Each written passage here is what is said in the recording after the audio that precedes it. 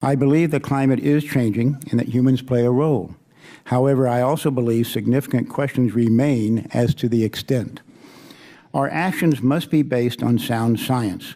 To restore faith in science, we must uphold the principles of scientific integrity. For example, the Science Committee heard from whistleblowers that National Oceanographic and Atmospheric Administration employees put their, quote, thumb on the scale, end quote, during the analysis of data.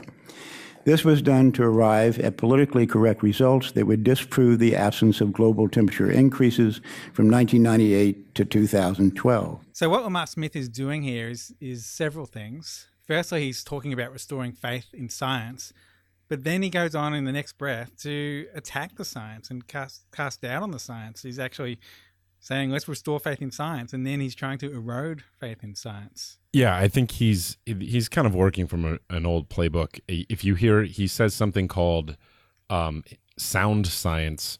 It was really popularized by Steve Malloy, who basically was working sort of as just like a front man for the tobacco industry.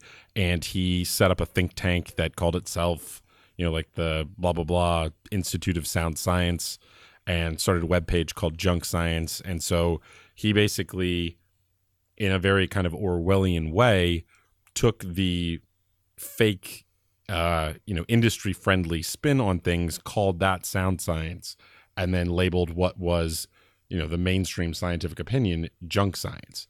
And so that little maneuver lets the people who are on the wrong side of the issue kind of invoke all of the, really culturally persuasive meaning and like cachet of science, and then denigrate the thing that is actually the mainstream.